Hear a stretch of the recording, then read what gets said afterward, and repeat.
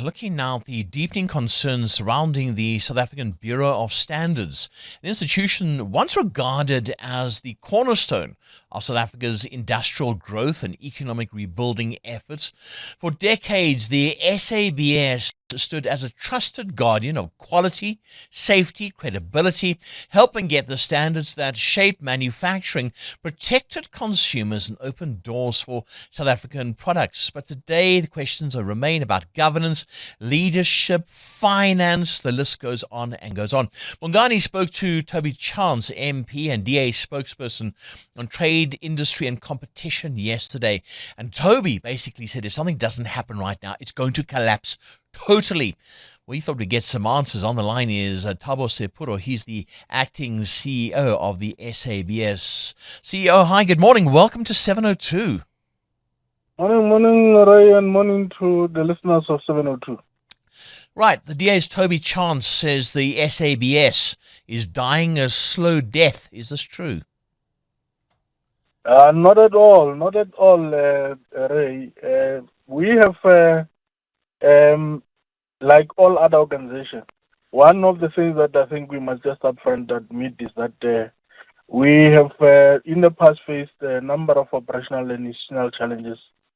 And over the years, we have recognized that this is a critical area of development, and we are working hard to ensure that we bring the organization to stability and operational. But how did it get here, though? This is the question I have. How did it get here? I mean, it's been stated that if by September the private sector doesn't step in, there's going to be total collapse. How did this happen? No, I think in the main, like I said, we have had operational and institutional challenges over the years. And in the quest to try and deal with those, one of the first things that we had to do was to firstly acknowledge that these are the challenges that as an organization we have had to deal with.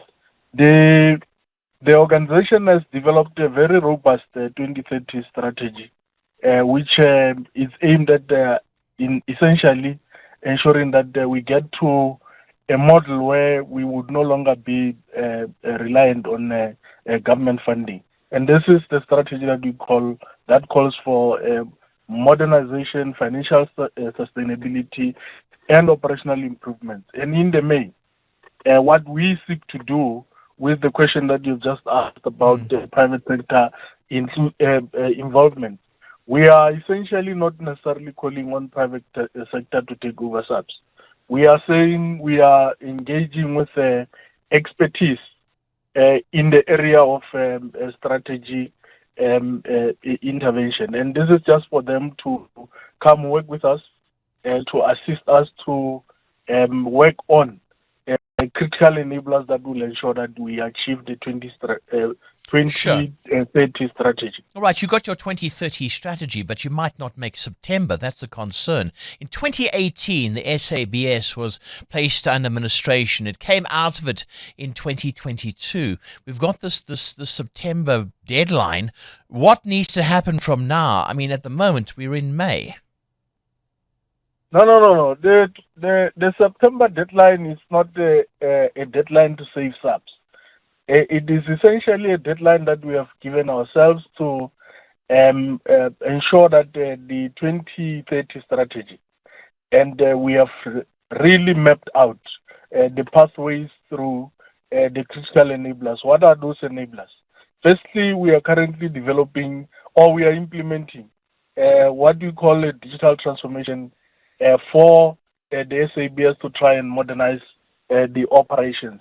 The second one is financial sustainability, and the financial sustainability in the context of the strategy that we have is that about a third of our income comes from the fiscus.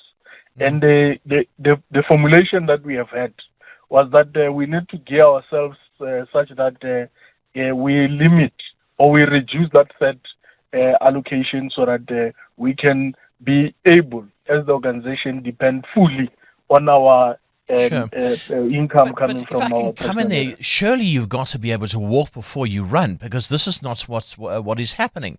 If you're Correct. in dire financial straits, you mean you can't say goodbye to government just yet. Without sugarcoating it and saying there's a 2030 strategy, etc., what's the bottom line here? What do you need? Right.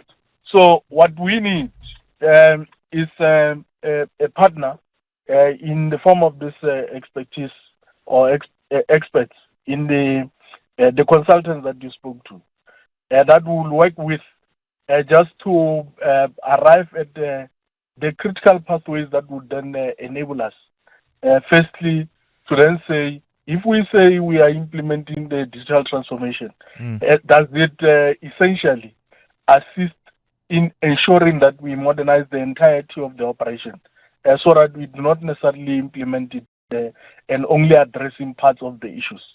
The second part is, if we want to modernize and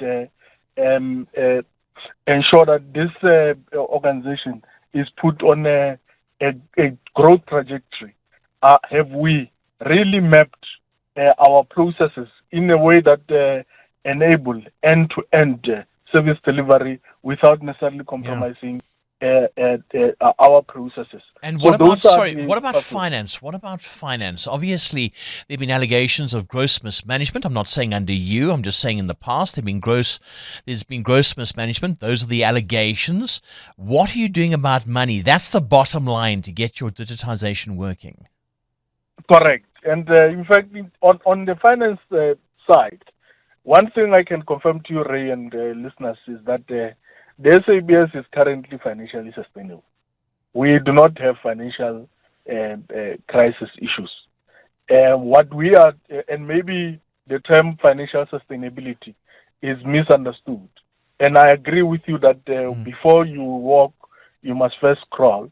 So what we are talking about, and this can be for your listeners and yourselves, I think around August, when our 2025-26 financial statements are out, those are public documents, anybody would be free to peruse them, and they will demonstrate to you that this entity it does not have a financial crisis. Okay. It does have a leadership crisis, and you have stepped into the fore, which has been great. But you are, as far as I know, you were the COO.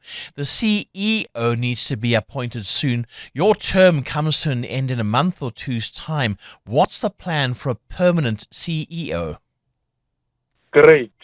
No. You're quite right there. In fact, the organizational stability started a while back when the organization was taken out of administration. One thing to confirm is that there is a board that is fully responsible for governance oversight. And this board is the board that is currently engaged in the process to recruit the permanent CEO for the organization, and they are working together with the ministry to address that component. All right, you'll have to wait and see what happens. Thabo Sepuro, thank you so much. Acting CEO of the SA Bureau of Standards. And it's a story that Bongani had on yesterday. We followed it up today. There is a plan here. There is a plan for action. I suppose it's going to have to be a bit of a wait and see. Let's see what happens next. But the SABS has always been the pinnacle in our country of standards. At the moment, it's just not that. Current events, developing stories, tough questions. Your voice making a difference. This is Breakfast with Bongani Bingwa.